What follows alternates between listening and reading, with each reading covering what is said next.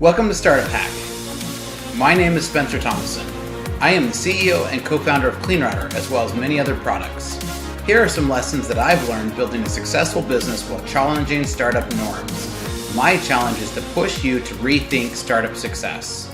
This is episode 6, launching your first product. Prototype to launch. Make something people want.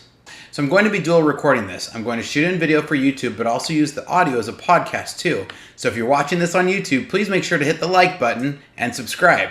If you're listening to the podcast, then go and make sure to subscribe and leave a good review. And make sure you go and check out the previous episodes, since this is a story, then it will make a little more sense to know the backstories. So again, this is episode 6, launching your first product. Prototype to launch. Make something people want. I've been a software developer for over 22 years. I'm married to my beautiful wife, Carson, and I have 5 awesome kids.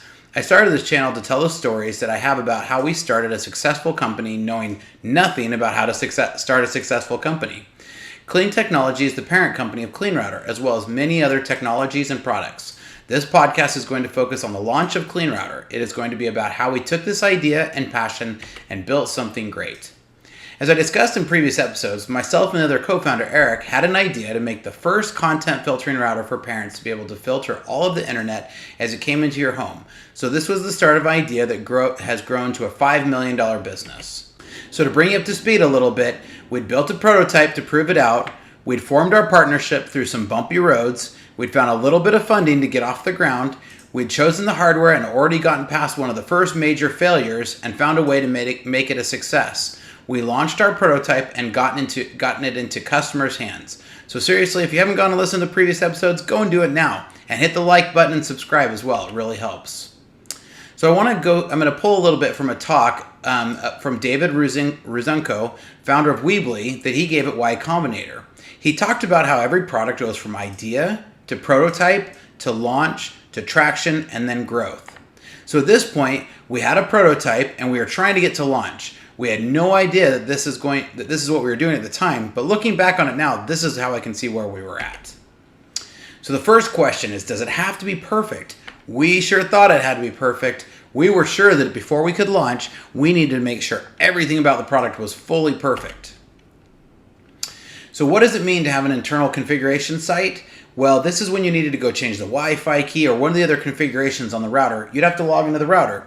Well, ours had those settings plus a lot of other settings for all the configurations. And we were sure we had to build out every single one of these controls. We went through 3 or 4 different HTML and web frameworks. We had different looks and even different web servers. We thought we had to have every single detail of the internal router perfectly configured on the pages before we were going to be able to launch, or else we were worried people would be too critical. We thought the wizard would have to be perfect. We thought we were going to have it perfect because we couldn't ship thousands of these without any problems. Does it have to be perfect? Here's another bad example. This is our original quick start guide that we tried to ship out. Can you just look at how many words there are in this? We thought we had to handle every single scenario that a customer was possibly going to have to do, or else we were going to be inundated with support calls. So you can see that the very first version of this was already far more complicated than it needed to be. The sheer number of words told us how overly complicated this was. Makes my head spin. But again, this is just really indicative of what we were looking at, and we had already seen that we were already making some pretty simple mistakes. Now, you can laugh, and when I said that I thought we were going to have to ship thousands, we really truly believed that as we started to sell these, we were going to ship thousands, because of course everybody wanted to keep their kids safe on the internet, right? Well, as naive as this sounds, I've talked with a lot of different entrepreneurs over the years, and they all kind of seem to make the same mistake over and over. So, we'd spread the word among our family and friends that we needed to put a central filter into your home, and so this was a great time. No one else had really done this in residential. There were big enterprise level servers that could do this, but no one had ever done this. And the internet was a wild west, and parents were worried. Broadband was really starting to take off. So we had friends who'd been begging us for the first prototypes. True story. I had someone who wanted one so bad that she asked me every single week at church when she could finally get one. I told her our initial price was going to be, and she said, "Truly, I'll write you a check tomorrow." Sure enough, after months of us working on it and her asking every single Sunday, one Sunday she walked up and stuffed a check into my pocket at church and said, "I don't even care, but I want the very first one." So we talked a little about these prototypes, and this is what these first prototypes look like, because the case hadn't even been done. Go check out the other episodes. We delivered these in a cardboard box and people didn't even care. They just wanted their internet to break if there was even a suspicion of something being porn.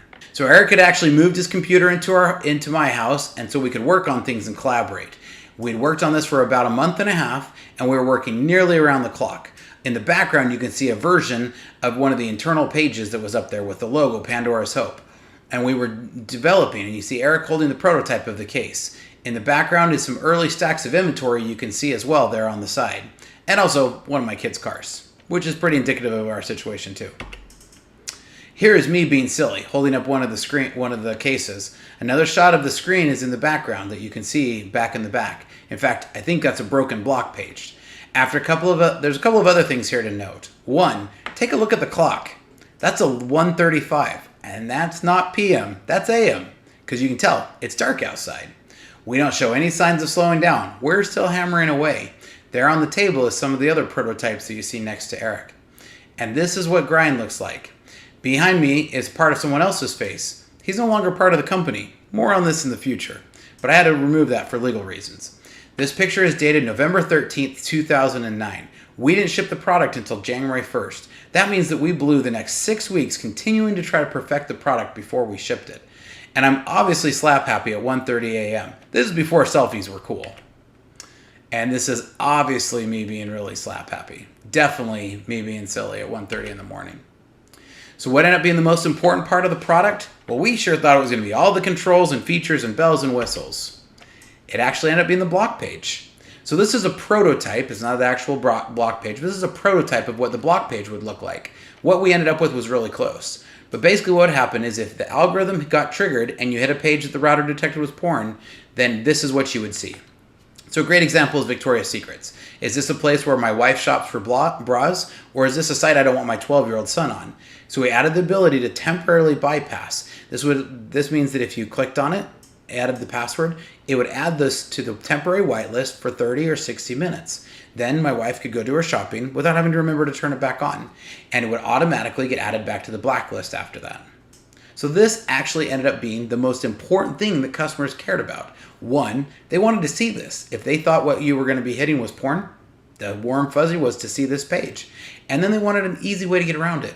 OpenDNS, other products on the market at the time made it possible for you to do filtering, but it was so kludgy and hard to manage.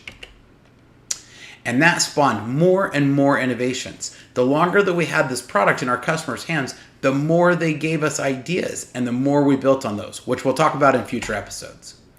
So what I really want to push you to do is challenge yourself now to see what you can do to make that happen. What can you do to cut out of the product to get it to ship? Eric Ries, the authors of the seminal book, The Lean Startup, said, companies are best served by shipping early and often in order to gauge feedback from consumers and adapt accordingly. Thanks for visiting with us today. As a reminder, please don't forget to hit that like button and subscribe and share with your friends everywhere. Thanks. We'll see you next time.